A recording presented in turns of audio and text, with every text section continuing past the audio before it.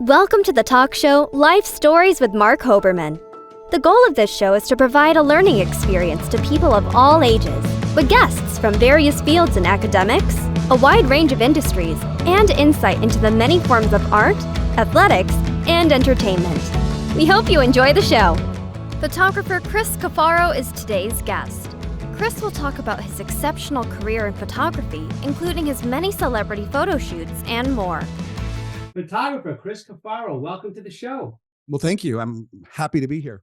Oh, so good to see you. Chris, let's get down to it. When did you first become interested in photography? Oh, so you'll appreciate this. So when I was 9 years old, I saw the movie Funny Face with Audrey Hepburn and Fred Astaire, and so Fred Astaire I loved, but I worshiped Audrey Hepburn since I was 5.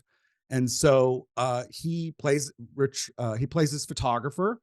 And I thought, hey, that's cool. That's a good way to meet girls. And so I took my first roll of film in 6th grade.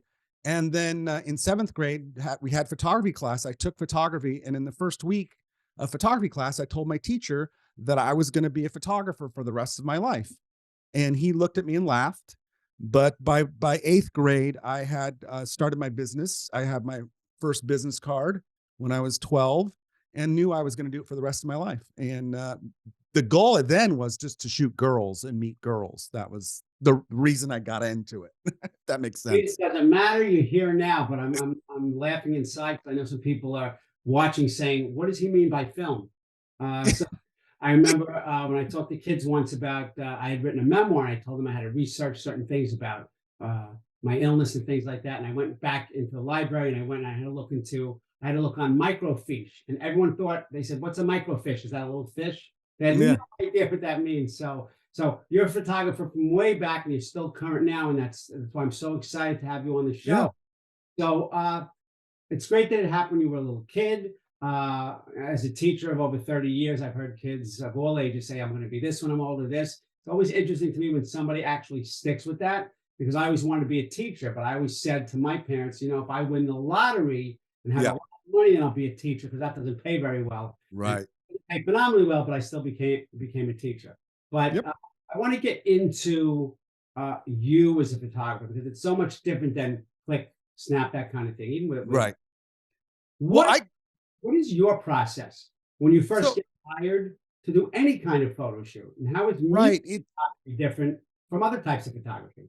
Yeah, well, it depends on the shoots. I've been blessed. Again, I've been shooting 53 years now, and we go back to the 80s and the 90s when I started what I call the major league part of my life. My whole process is I'm a organizational, anal retentive, workaholic fanatic and a production fanatic. So my whole thing is I live by the rule, a goal without a plan is a wish. And so I live by this rule of production. I do, being prepared. I always tell people I was a Boy Scout for 6 months and got kicked out. But the one thing that stuck with me was be prepared. And so I've always worked hard to be ready, be ready. And so my process is pretty simple. It's like, who am I shooting? If I don't know who they are, I'm going to do my research. And then depending on what the job is, I will, with my crews or assistants or whatever, but I'm always just getting prepared. I always show up with a shot list. Every shoot I do, I have a little 3x5 card with the ideas written down, because you get it wrapped up into the, maybe it's a celebrity or it's a rock star, somebody who you really like, or they're amazing. You kind of forget what you're there for. So I've always had these 3x5 cards with me to prepare myself, to refresh my memory. What was I thinking about when I was actually thinking about this? So I've always been a preparation fanatic. Literally to this day, a shoot I did last week, I sit there and even though I'm maybe doing 1 or 2 setups, I make sure they're written down and I'm going to go, I prepare myself for that. I'm a firm believer in, as a business, is, preparation and pre-production and all that stuff is more important, because taking the pictures, being a photographer, I always tell people my whole career, I'm not in the photography business. Taking pictures is 5% of my job. I'm in the business of photography. And so it's about, setting yourself up, surrounding yourself with the best people, and then taking the picture and then doing your job and having fun. as I like to tell people, I've never had an easy day, but I've always had fun. Always. It's all that's why I keep going. That's a great philosophy. Like, my father always said, if you enjoy your job, you don't work a day in your life. So it sounds like, you sound as enthusiastic now as a teenager. But I have to ask you, when you look through the lens, when you're going to do this Yeah. shoot, what do you see that I wouldn't see? Oh, well, my therapist back in the day, she used to always say to me, Chris, you're an artist, you're a photographer. You see the world, you see life, you see everything differently than most. And I believe that. Like I always say, you and I can walk in a room and you see, A, B, and C, but I might see D, E, and F. So it's kind of the way it works for me. When I look through the camera, the first thing I'm thinking though, honestly, because I mostly shoot, I've shot still lifes and all sorts of other things, but I mostly shoot people. So my first thing is I want to make sure my subject is relaxed. So Mhm. I start doing anything and everything to get them to relax, just to maybe not think about what we're doing, to kind of distract them. The big thing I've always done for years was to talk about not the photo shoot. Let's talk about music because everybody has a music story. Everybody has a first concert story. Everybody has that first album story. So I just get people to distract them and get them to relax. And I always, if you came to my shoot, you would hear me say a lot, breathe, breathe. And then, it's like, cause you want people to look relaxed. I always say to people like you, even when you look at pictures of yourself, you're looking for the photo that where you look most relaxed. So my job is to get you to look relaxed. So that's kind of how I've always looked at it. Now, again, there's different variables and different types of jobs, whether it's a fashion job or it's a lifestyle job, that's different. But overall, it's to look relaxed, if that makes sense. It does make sense. And I've done a couple of photo shoots, for business, for my website and whatnot. And I had Yeah. one photographer, he was very young, and he said to me, "Smile with your eyes." And what I wanted to say was, "What the hell are you talking about?" I would have said that. I would have said that. What? And I've seen it, and I start to look at it in others. So it's important. I love the fact it's like it's like with presenting or teaching. I tell people I am not my PowerPoint. I'm the PowerPoint, Right. and to get them relaxed, it's really great. But I love the fact that it's the preparation that you said 5% of your job is taking that picture, and people don't realize the pre-production, the planning, the post-production, and Exactly. with the lights and whatever they call the whites, and then the big Yeah. black things that they look like umbrellas with so all that stuff. But the personality aspect of it is so important. And this is why you're like the leader in your field. But I have to ask you, you like you're the leader, the guru of this music photography. How is that different from other types of photography? Well, okay, so first of all, I'm one of many of my generation. I can name 10 other photographers that are geniuses. The thing I'm most proud of my body of work at this point is that I made my name in the music world, and I'm proud of that. I could name off statistics of this, that, and everything else, and all these icons and iconic photos.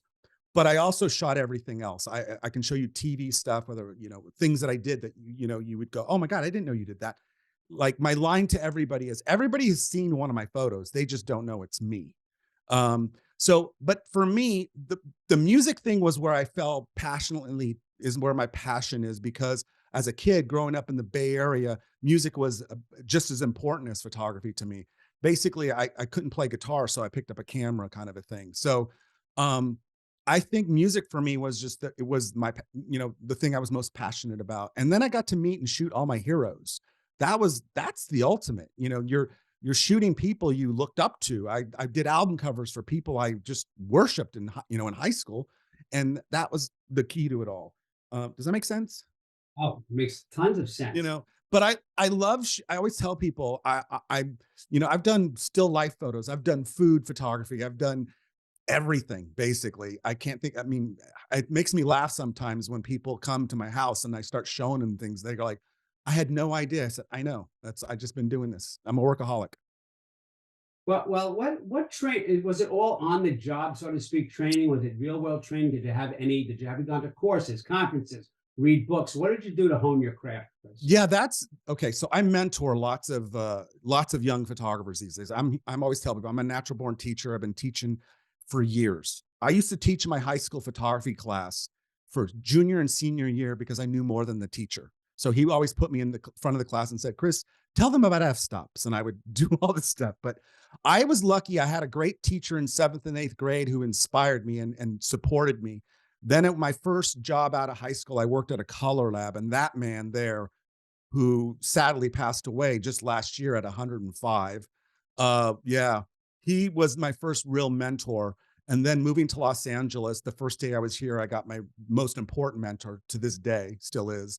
Um, but it's about learning. I didn't go to official school for it. I didn't believe in that. I always say I have a master's degree in the School of Hard Knocks, Mm. learning everything. But I was blessed and learned early on about surrounding yourself with really good people and smart people. I looked at my heroes were Richard Avedon and Irving Penn and David Bailey, who just had an exhibition here last week. I looked at those guys, and then I was learned by looking at the work. I was always told they work with the best hair people. They have the best agents. They have the best this. So that was my thing. Surround yourself with the best people and then let them do their jobs. I'm not a person who micromanages. And so I had to learn all these things as I went along, but I had these great mentors. To this day, my number one mentor now is a famous music manager. And for 35 plus years, we talk every few weeks and he gives me advice. Mentorships are important on both sides of it, because I enjoy helping others and seeing my advice go to work. You know what I mean? And making people, I challenge people, and I'm not nice. I'm very straightforward. I don't babysit anybody because I was never babysat. So I think that's kind of my general philosophy about all this, but it's about having good mentorships. I didn't need to go to school at all. And we didn't have YouTube University either. Yeah, that's right. True. And when you went to the School of Life, Yeah. I don't want to say the shift at all, but what are your thoughts about? I mean, some of these, I know people who shoot movies on their cell phones, and they're so advanced. Do you get into that at all? Have you looked into that at all? Do you like taking pictures with phones? Or, you were brought up with a camera like in your hand as a baby, pretty much. So, what do you think about that new technology? I love it. I shot film last year, or shot a few rolls of film for the first time in like 15 years, and I hated it. And so I've done enough already. I keep saying to all my friends, like, I did that already. I got a million rolls of film. I don't need to do that. I like these the iPhone photos. I use them all the time. I predict. I tell my friends, I predict in another 5 years, I only have one camera now. I'll probably have no cameras and just use my iPhone. The quality is, you can't argue with it, especially doing things in post-production to them. I embrace technology since it started, in a sense, since computers were invented. A lot of photographers lost their careers and their jobs because they couldn't handle the change of going, just computers and then Photoshop and then digital cameras. A lot of guys just couldn't handle it and just did not know what to do. Where I looked at it as, yeah, that's fun. That's more stuff to learn. I want to learn everything. So I embrace digital technology and I embraced digital photography. I mean, that's all I shoot pretty much. But I do miss, there's one film that I miss. It's called Polaroid 665. And it was a pack film that was positive, negative. That's the only film I truly miss. Otherwise than that, I'm good with digital. I'm good where we're at. And I think the future looks pretty good for a lot of that stuff. The only problem I have is that these types of cameras now, it's accessible to everyone. So everybody buys that fancy, expensive camera and thinks automatically that they're a professional photographer and they can do what I do. That's the part I always tell people, no, you can't. I've had literally people at my exhibitions come up to me and say, Chris, your work is amazing. I can do your job. And I'm going like, I'm like, yeah, okay. Like, but I'm always like, You talk about post-production and things like that. everything, just everything. And, Yeah, absolutely. Well, when you talk about film, I was, had to be 35 years ago. I was in charge of a travel program, left from Rockland County. We went on trips. One of them was to California. Joan Rivers was on the plane on the way back. All the kids got pictures with her. I gave them my camera. I said, take some pictures, and it advanced. Picture 17, picture 18, 19. Yeah. I open it up. There's no film in the camera. I said, it was counting numbers. So, you know, Don't tell anybody, but I've been there. Okay, you're not alone.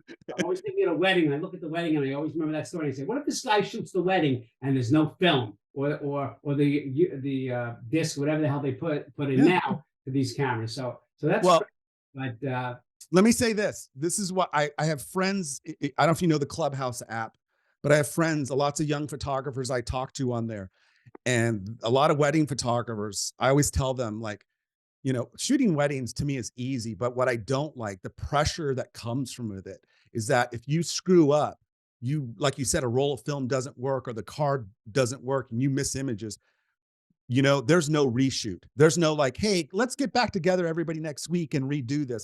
I've done reshoots for album covers or TV work, that's easier. But weddings, you get one shot at it. And if you screw up, I shot one wedding in my life, one wedding. And after that, I was like, I'm never going to do it again.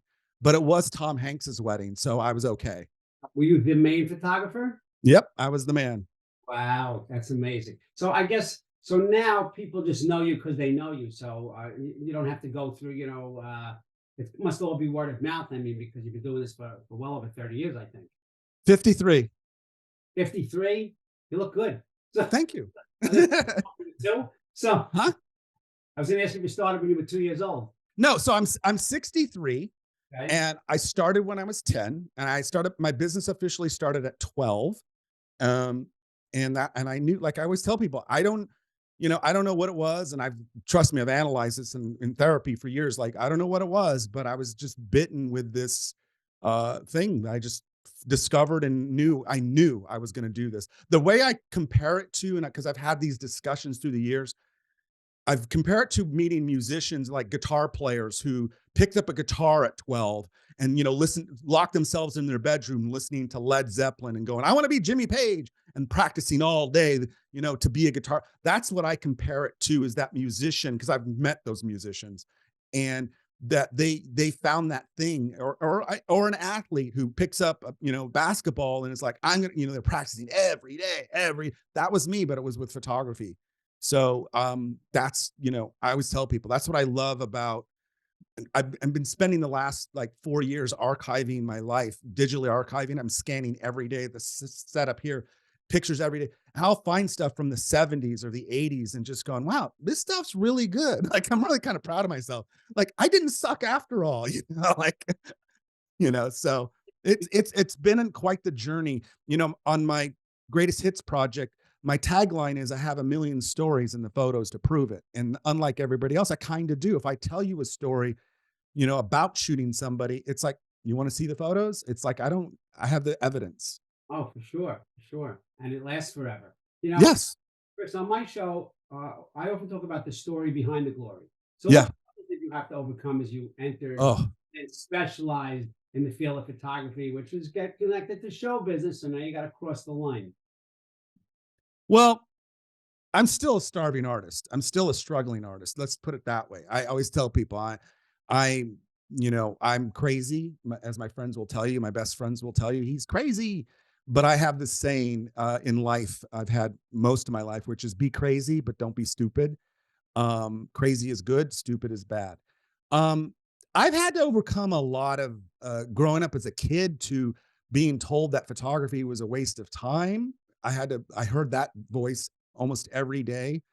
Moved to LA when I was 21. I didn't know anybody. I didn't know one person in LA. I moved here with $1,500 in my pocket and said, I'm going to be a photographer. So I was blessed to have met a very important person to this day in my life. The day I moved to LA, I met this, he worked at this black and white lab I worked at. And he has been I call him my big brother. He's been my big brother since that day. And he's put up with me. He's yelled at me for 43 years now. And he's been, whenever things got bad and difficult, whether it was like, financially or just emotionally, or just, why am I doing this? Because it's not an easy path. He was always there to, slap me upside the head and remind me, nobody's got a gun to your head, Chris. Nobody's forcing you to do this. So I'm a very passionate person. I'm a very emotional person, but I'm also very practical. I'm a big fanatic of like I said, planning. I've mapped out my entire life. I do, if you saw my apartment here, I have lists of goals and plans, and it's just how I do things. I was blessed. I mean, and literally blessed at 26 years old to meet my business manager, who basically was my mom for 25 years until I lost her to cancer. But she taught me everything I know about life, love, business, and being the best that I can be. For 25 years, she would yell at me nonstop, shut the fuck up and do the work. That was her motto, was just do the work. And I've done it every day since. And I still do every day. It's like, no matter, you have to, life's not easy. We both know life is not easy, but you got to do the work. You just have to get up and do the work. And I've always done that. I've always just, no matter how hard or how difficult this is or that is, I tell people all the time, like I just did, like right now I'm working on 2 exhibitions, my 2 next exhibitions. I don't have $1 million to say, like, let's just make it happen and hire. I have to do all the work. I have to do the like it's a lot of work. I'm doing the job of 10 people every day. So it's a lot, but again, I was always reminded, nobody's forcing you to do anything. So I really dive deep into it. I'm very passionate about living what I call living my number one plan. I mean, to go back, when I was 10 years old, I always tell people this. At 10 years old, I was told, you're not a real photographer until you take pictures that will last the test of time. And this photographer said to me, I was like 10 years old. You got to realize, think of a 10-year-old. And he said to me, you have to create photos that will last the test of time. And so my goal from that first day was, I want to create a body of work that will last the test of time. So far I've done that, but I want more. I want it all. It's like I said, it's about going big. Well, you're certainly blessed to have such passion for your craft. Just really quickly, I'm going to talk to the viewers to tell them, watch us on E360 TV, which is available on Wednesday nights at 9 p.m. EST, available on Roku, Apple TV, and Amazon Fire. Remember to follow us on social media. Life Stories with Marc Hoberman is on Facebook, Twitter, Instagram, TikTok, and of course our YouTube channel. So subscribe. Chris Cuffaro, master photographer. Thank you so much for being here today. Thank you. I appreciate it. Have fun. Thank you for watching Life Stories with Marc Hoberman. To contact Marc, email him at info@lifestorieswithmarchoberman.com or visit him on social media through Facebook, Twitter, Instagram, TikTok, and LinkedIn. Thank you for watching Life Stories with Marc Hoberman.